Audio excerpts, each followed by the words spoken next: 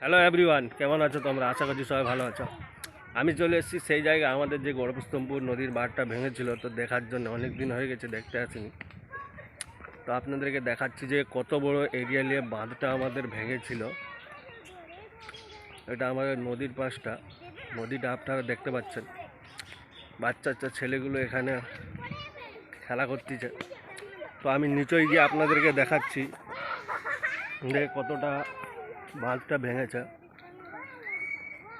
প্রায় 5-6 মাস হতে যায়, 5 মাস হতে যায়। আপনাদেরকে দেখাচ্ছি, বিশাল বড় জায়গা নিয়ে ভেঙেছিল বাঁধটা। আমি আসতে পারিনি, আবার অনেক দিন পর এসেছি, যেহেতু আমি কাজে থাকি। নিচে গিয়ে আপনাদেরকে দেখাচ্ছি যে অবস্থাটা কীরকম হয়ে আছে। এদিকে আমাদের গ্রামটা, তো এইদিকে যে নদীর বাঁধটা ভেঙেছিল, এটা আমাদের বাঁধ ছিল। দেখাচ্ছি আপনাদেরকে, এটা আমাদের নদী। এদিকে একটা বাঁধ,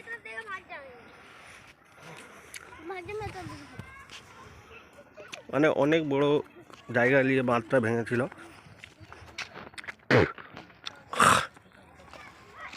দেখাচ্ছি যে কতটা মানে ভেঙে যাওয়ার পরে গর্ত হয়ে গেছিলো, জায়গাটা গভীর হয়েছে। এখন বর্তমান অবস্থা এইরকম হয়ে আছে। এটা ঢালাই বাঁধ ছিল, যে ঢালাইগুলো পড়ে আছে এগুলো সব ভেঙে নিয়ে চলে গেছিলো। এই জায়গাতে তোমার বাঁশের ঝাড় টাড় ছিল, কিছুই নেই, পুরো ক্লিয়ার করে দিয়েছে। অনেক লোকের অনেক কিছু ক্ষতি হয়েছে এখানে। তো বাঁধের কাজ চলতেছিল, এখন আপাতত বন্ধ আছে।